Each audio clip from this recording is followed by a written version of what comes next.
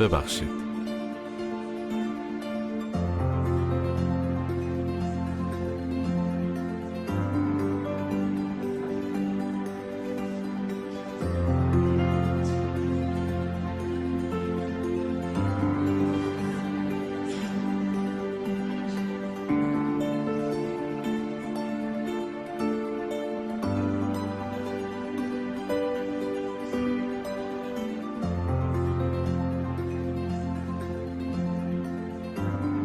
میشه صورت حسابمو بدین؟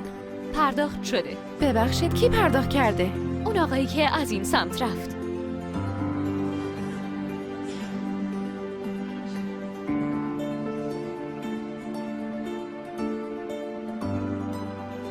چرا جوجه ها از جاده رد میشن؟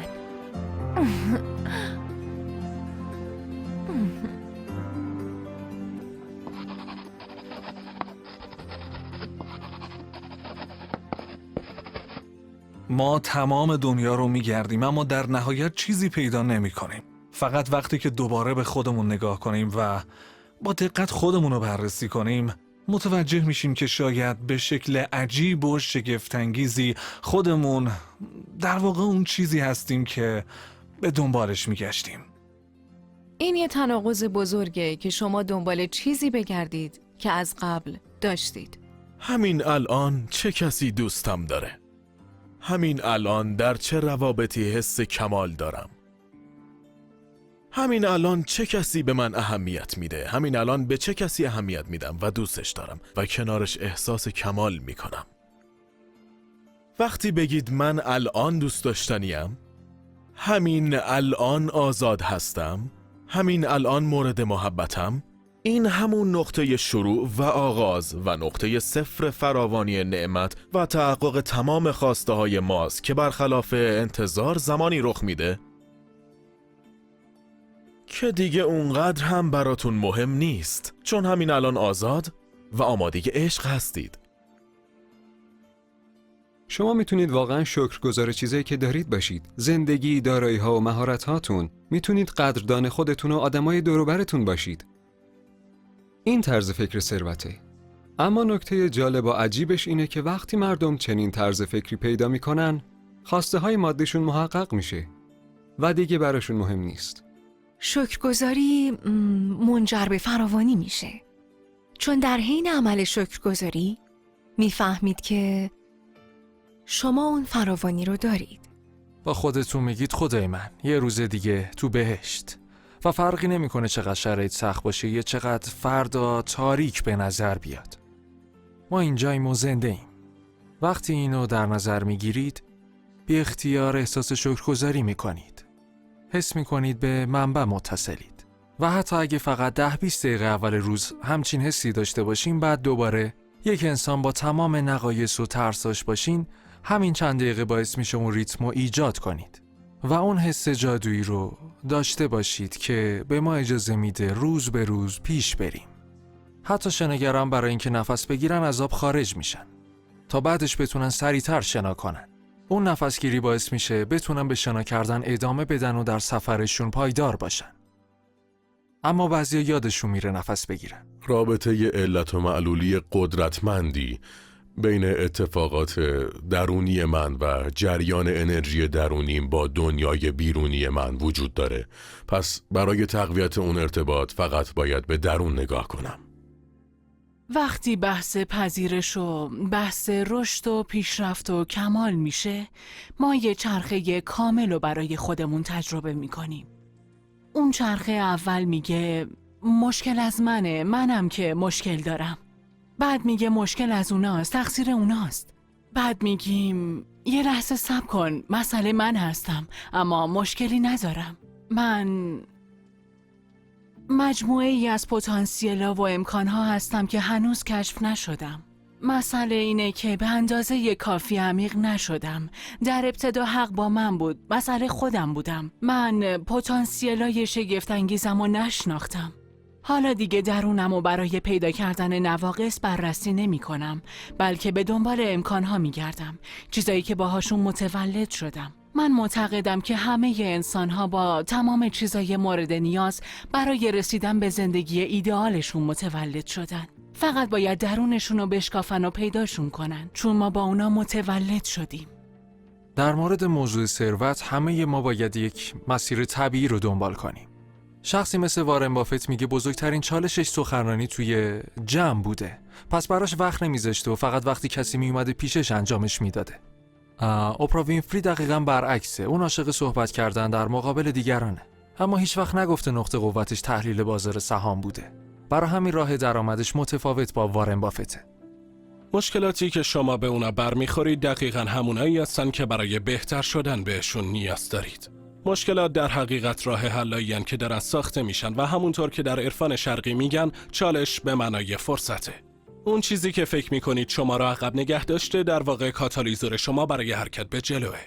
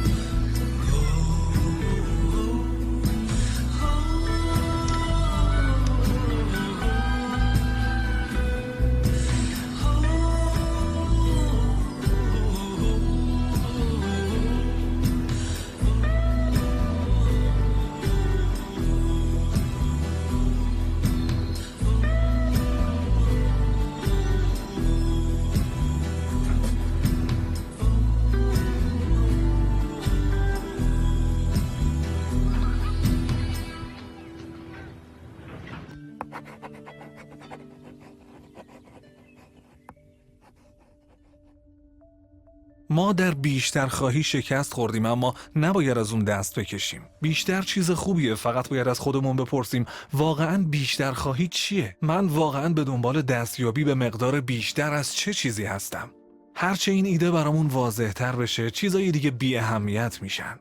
و فکر میکنم بعد از اونه که میفهمیم چه چیزی حقیقته و قلبمون واقعاً به دنبال چه چیزی میگرده. من به شخص فکر میکنم ما به هم نیاز داریم.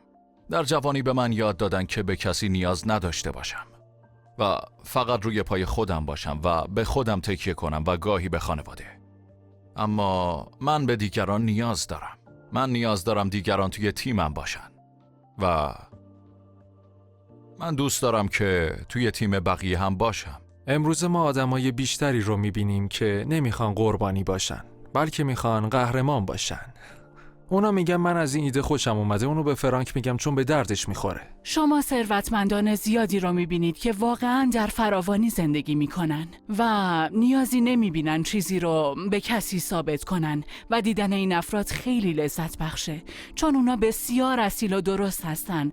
اونا خیلی سخاوتمندن اما عاقلانه میبخشن، چون تمایز قائل شدن رو یاد گرفتن. اونا فهمیدن که هر چقدرم که به بعضی افراد خوبی کنید و به اونها ببخشید بیفایده است، چون اونا آماده دریافت و استفاده کردن از چیزی که به اونا بخشیده شده نیستن. و وقتی شما به چنین افرادی که آماده پذیرش نیستن چیزی میبخشید، این دریافت اونا رو ضعیف‌تر میکنه، تقویتشون نمیکنه. پس بصیرت در فراوانی یعنی متوجه بشید به چه صورت به دیگران ببخشید، چطور به دیگران خدمت کنید و در نهایت شما میفهمید به کسانی که خدمت کردن اونا رو تضعیف میکنه کمک نکنید.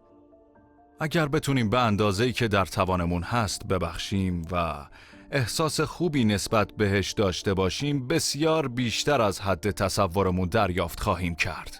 وقتی در فراوانی زندگی می‌کنید، 2 کار باید انجام بدید. یکی این که وقتی کاراتون خوب پیش میره به بقیه کمک کنید و دوم اینکه وقتی خوب پیش نرفت کمک بخواید. برای من مهمه که یک مربی داشته باشم و دیگران رو راهنمایی کنم.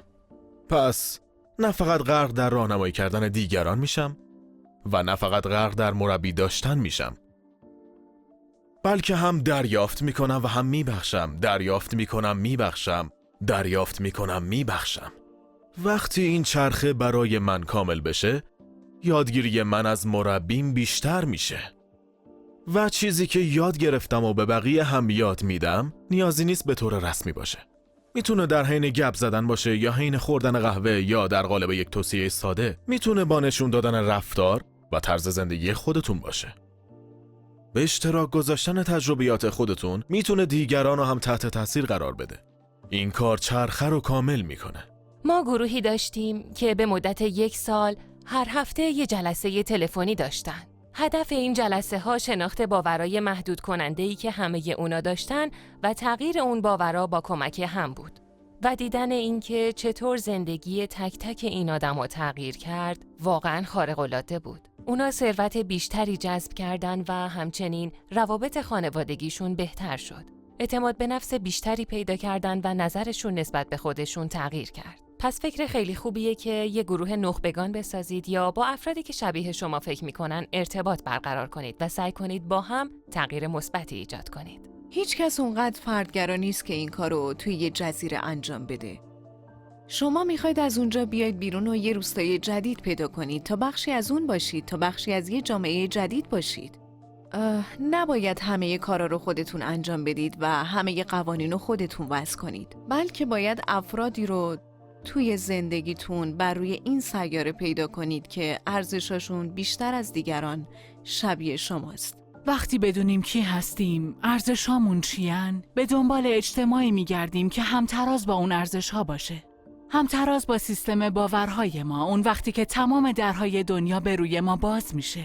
شما باید روی پای خودتون بایستید، ولی تنهایی نمیتونید.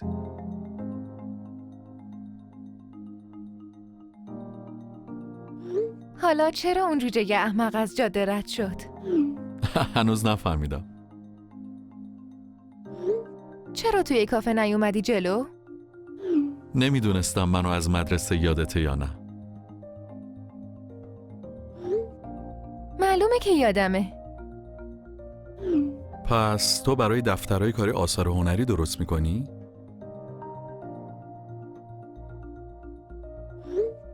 آره درست میکنم، اما هنوز هیچ کدومش توی دفاتر کاری استفاده نشده. میدونی من فکر میکنم باید با هم حرف بزنیم. ایده هایی دارم که به درد جفتمون میخوره.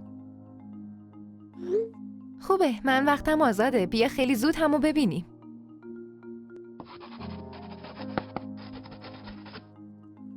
پول یک نماده، واقعا مسئله اصلی نیست. مسئله اصلی دریافت کردنه. هدف از پول برای من اینه که دریافت کننده خوبی باشم و اجازه بدم زندگی واقعا عاشقم باشه. و جنبه دیگه‌شم اینه که بفهمم در بخشش واقعی واقعا متوجه بشم در بخشش واقعی هیچ ضرری وجود نداره. وقتی به افراد دیگه‌ای کمک میکنید، انرژیتون زیاد میشه و شارژ میشید. هیچ چیز مادی یا حسی دیگه‌ای نمیتونه برای شما جای این شارژ رو بگیره. اما باید خودتون کشفش کنید، چون وقتی در موردش میخونید یا میشنوید متوجه نمیشید میتونه چقدر شگفت‌انگیز باشه. برای من یکی از لذت بخشترین و هیجان انگیزترین جنبه های فراوانی و کاری که تو زندگیم کردم اینه که میتونم رو زندگی مردم تاثیرگذار باشم. این اصلی ترین محرک من تو زندگیه. واقعا همینطوره. دوست دارم بتونم رو زندگی مردم تاثیر مثبت داشته باشم. نمیتونم هیچ فراوانی رو در زندگیم نام ببرم که از راهی غیر از خدمت به مردم به دست اومده باشه. تو دنیا هیچ پاداشی بهتر از این نیست که بتونید روی زندگی مردم اثری بذارید. با چیزی که میتونید با مردم به اشتراک بذارید تا با کمک اون بتونن زندگیشون رو تغییر بدن. این که بدونید کوچکترین تأثیری روی زندگی مردم داشتید بزرگترین نعمت دنیاست. احتمالاً این بزرگترین اعتیاد منه. وقتی چنین تفکری دارید اشتباه نمی کنید، چون ناگهان متوجه میشین در ارتباط با هر شخص فراوانی ثروت رو تجربه می کنید و میتونید تجربیات خوب و بدتون رو به شکلی که بهشون کمک کنه به اونا منتقل کنید. اینجا تمرکز روی شما نیست، روی اوناست. مرد جوانی رو دیدم که سخنرانی مهمی داشت. اون خیلی مضطرب بود و داشت عرق می کرد. من پرسیدم چی شده؟ اون گفت میخوام ثابت کنم ارزشمندم. من گفتم ثابت کنم کلمه کلیدیه. اون به خودش فکر می کرد. گفتم تو اطلاعاتی داری که اونا ندارن؟ چی میشه به جای ثابت کنم بگیم به اشتراک میذارم؟ پس نباید ثابت کنی، باید به اشتراک بذاری، یعنی خدمت کنی. اون قصدش رو از ثابت کردن به اشتراک گذاشتن تغییر داد و ناگهان آروم شد. دیگه میخواست خدمت کنه، ارائه کنه، کمک کنه با دادن اطلاعات به افرادی که قبلا اون رو نداشتن. و این کار باعث شد که اون سخنرانی فوق‌العاده‌ای داشته باشه. بسیاری از مردم به مفهوم قدرت به عنوان یه نیرو یا زور یا تکاپو نگاه میکنن. بذارید اینطوری براتون توضیح بدم. ما معمولا در شرکت ها میگیم افراد قدرتمند بقیه رو هول میدن و باعث میشن کارها پیش بره. این تعریف زوره. اما قدرت یه حالت درونیه. اگر به قوانین انرژی نگاه کنید، قدرت اینه که اجازه بدید چیزها جریان پیدا کنن. جریان به شکل منظمی بیرون فرستاده میشه و به شکل آزاد و مشتاقانه‌ای برمیگرده و پذیرفته میشه. این قدرت حقیقیه. قدرت برای من یعنی به چند نفر میتونم کمک کنم؟ آیا من میتونم دستمو برای کمک کردن به سمت بقیه دراز کنم و چقدر میتونم ادامه بدم؟ برای چند نفر میتونم این کار رو انجام بدم؟ آیا راهی هست که بتونم گسترشش بدم؟ و وقتی چنین دیدی به قدرت پیدا کردم، به جای اینکه محدودم کنه قوی ترم کرد. خود واقعیتون بسیار اصیله و طبق انگیزه های درونی شما زندگی میکنه و اجازه میده صدای درونیتون زندگیتون رو رهبری کنه. پس شما باید اون خود واقعی که بهتون اجازه انجام کارهای بزرگ و خارق‌العاده رو میده بیدار کنید.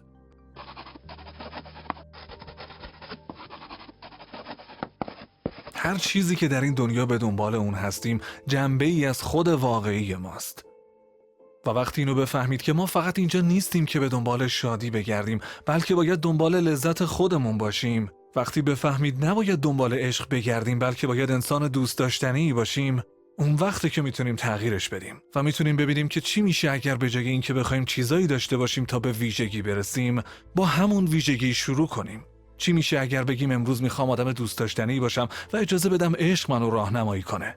باید به سادگی و راحتی تغییر دادن ذهنتون توجه کنید. چون تغییر دادن ذهن و انتخاب یه مسیر تازه گاهی کار راحت و سریعیه. خیلی از مردم فکر میکنن تغییر سخته و تغییر نیازمند تلاش زیادیه. من هم در زندگی سالهای زیادی رو صرف تلاش کردم و تنها نتیجهش خستگی بود. من فکر نمی کنم اون موقع اصلا تغییری کرده باشم. من خودم رو مشغول می کردم تا نیاز نباشه تغییر کنم. برای من تغییر در تلاش کردن نبود، در رها کردن بود. یه صدایی هست که میگه اونو زندگی کن، فقط واردش شو. این چیزیه که باید در مورد تغییر بگم. خیلی راحت‌تر از چیزیه که بقیه میگن. در مسیر رشد شخصی و کمک به خود جدی بودن راحته. مثلا چه کسی توی یوگا میخنده؟ همه توی یوگا خیلی جدی‌ان. یادم کلاسی رو میرفتم که خیلی عالی بود، مدام میخندیدیم. اگه استاد داشت چیزی رو توضیح میداد ما میتونستیم راحت بخندیم. کلاس خیلی آزادی بود و نیازی نبود خیلی جدی باشیم. و این نشونه خیلی خوبیه. اگر در طول فرایند شوخ طبع باشید خیلی سریعتر پیش میرید. دالای لاما رو که میشناسید، اون همیشه در حال خندیدن و شما هم باید بتونید بیش از هر کس دیگه‌ای به خودتون بخندید. البته این کارو تقریبا تمام رهبران بزرگ انجام میدن که به خودشون و یا ماجراهای خنده‌دار و احمقانه‌ای که ممکنه براشون افتاده باشه میخندن و اتفاقا از خیلی از این اتفاقات درس میگیرن. یکی از جملات مورد علاقه من در مورد کسب و کار اینه که همیشه کارو جدی بگیر ولی هیچ وقت خودتو جدی نگیر. من فکر میکنم این شعار خوبی برای زندگیه و هرچه بیشتر بتونید با زندگی، دوستان، جامعه و خودتون با مهربونی شوخ طبعی روبرو بشید، زندگی بهتری خواهید داشت. برای اینکه بتونیم عالی زندگی کنیم باید از بقیه هم کمک گرفت. درسته، باید بتونیم درخواست کمک کنیم و بفهمیم همه به هم مرتبطیم. پس هرچه بیشتر برای پیشرفت و هم کمک کنیم سیستم بهتر میشه و وقتی سیستم بهتر بشه ما هم بهتر میشیم و زندگی هر روزه ما هم بهتر میشه. راز اصلی اینه. حالا ماییم که باید تجربه ایجاد کنیم که ارزش زندگی رو بیشتر کنه. اگر میخواید کارمنداتون در محیط کار رشد کنن باید به اونا انگیزه بدید و محیطی ایجاد کنید که بخوان هر روز به اونجا بیان و بتونن در اونجا خلاق باشن. دقیقاً. و همونطور که میبینید فضای خلاقانه و تفکر خلاق منجر به نتایج خلاقانه میشن.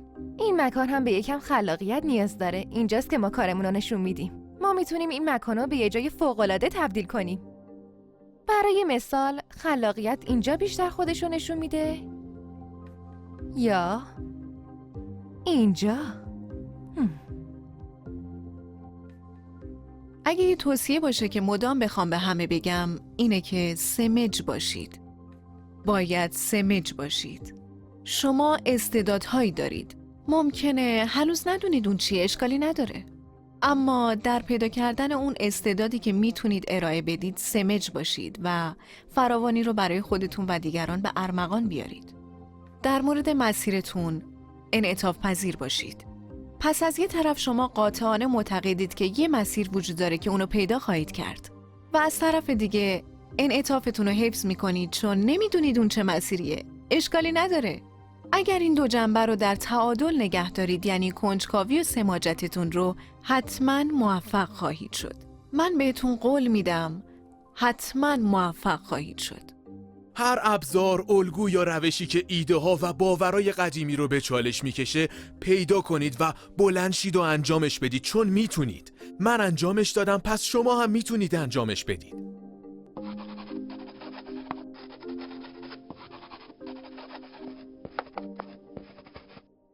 اجازه بدید به خاطر بیارم چه کسی هستم. اجازه بدید قدرت واقعی، خلاقیت واقعی و زیبایی واقعیمو به خاطر بیارم. وقتی اینا رو به خاطر بیارم میتونم رابطه متفاوت و دوستانه تری با پول داشته باشم و اون وقته که میتونم با یه رابطه سالم با پول وارد دنیا بشم و این پول میتونه انعکاسی از رابطه من با خودم باشه، خود واقعی من. منی که میدونه دوست داشتنیه، منی که میدونه خوشحالی در دی ان ای ماست، منی که میدونه فراوانی واقعی تجربه کردن واقعیت وجودی خودشه. تجربه من از فراوانی میگه که واقعا همه چیز متفاوته. من دیگه به هیچ چیز مثل قبل نگاه نمی کنم. حالا با آدمایی که میخوام وقت میگذرونم، مشتریایی که میخوامو دارم و اونایی هم که نمیخوامو باشون کار نمیکنم که فوق‌العاده است. پس من میتونم با آدمایی که میخوام کار کنم، میتونم تیم خودمو داشته باشم، میتونم با آدمایی که میخوام پاداش بدم. فراوانی برای من یعنی به اشتراک گذاشتن همه منابعی که دارم، بدون در نظر گرفتن اینکه نگران باشم آیا چیزی در ازاش دریافت میکنم یا دریافت نمیکنم. فقط اونو رها میکنم و سخاوت به خرج میدم و اطمینان دارم که کائنات از من مراقبت میکنه. برای من پول و فراوانی راهی برای به دست آوردن تجربیات زندگی روی کره زمینه. همینه.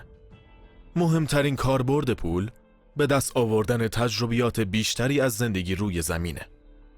پس باید بفهمیم که پول برای جمع کردن نیست. چیزی نیست که از شما مراقبت کنه، دورتون دیوار بکشه و شما رو از بقیه جدا کنه. چیزی نیست که شما رو بالا ببره تا احساس امنیت کنید و از عموم مردم دور بمونید. برای من موضوع مادیات و کسب فراوانی فقط پاسخگویی به اینه که روح من دوست داره چه چیزی رو در این دنیا تجربه کنه.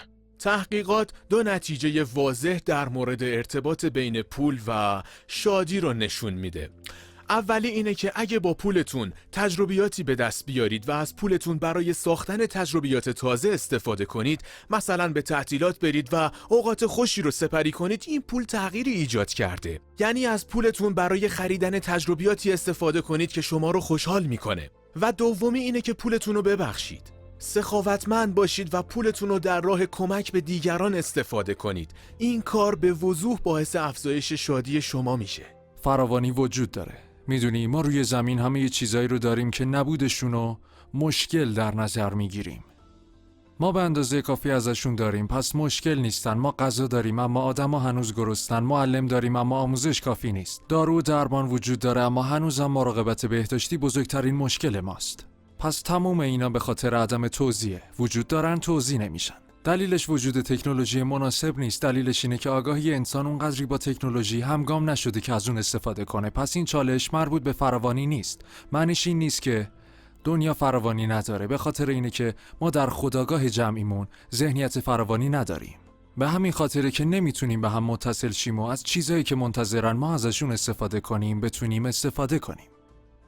برای من فراوانی یعنی بتونم با انرژی عشق، حمایت و رشدی که وارد من میشه ارتباط کاملی داشته باشم و اجازه بدم از طریق من کار کنه و هر طور که میخواد برای بهبود دنیا خودشو نشون بده. فراوانی شگفت انگیزه. وقتی شما در فراوانی زندگی میکنید، انگیزه این کار به بقیه هم میدید. اجازه بدید اینطوری براتون توضیح بدم. هیچ چیزی توی این دنیا، هیچ هدفی بالاتر و با ارزشتر از انگیزه دادن به دیگران وجود نداره و اگر انگیزه زندگی کردن در فراوانی رو به دیگران بدین فوق‌العاده است. من فراوانی زمان، فراوانی شکرگزاری و فراوانی پول، فراوانی انرژی، سلامتی و تمام این حوزه ها رو میخوام و اینکه حس کنم به وفور هستن. فراوانی کلمه‌ایه که در عمل فهمیدنش خیلی سخته. اگه بخوام مثال روزمره‌ای ازش بزنم، مثل اینه که اجازه بدید کسی در صف بیاد و جلوی شما بایسته. فراوانی یعنی ترس از دست دادن زمان رو نداشته باشی. یعنی این که موفقیت یه نفر رو ببینی یا در موردش بخونی و بگی عالیه، منم میتونم بهش برسم. یعنی این که حرف محبت آمیز بزنی. یعنی این که توی آینه نگاه کنیم و بگیم خب عالیه. یعنی وقتی بدنتون رو حرکت میدین احساس آزادی کنید، نه گرفتگی. به جای ترس احساس لذت کنید. احساس آزادی کنید. جریان بیشتر، فراوانی بیشتر، فراوانی بیشتر، آرامش بیشتر، آرامش بیشتر، عشق بیشتر، عشق بیشتر، حقیقت بیشتر و حقیقت بیشتر خود طبیعته. پس شما خود فراوانی هستید. خود فراوانی هستید.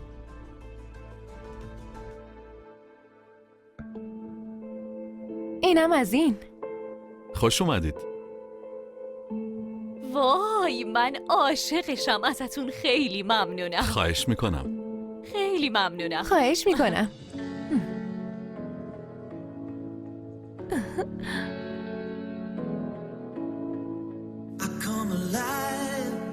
Like the sun again, I will rise in a small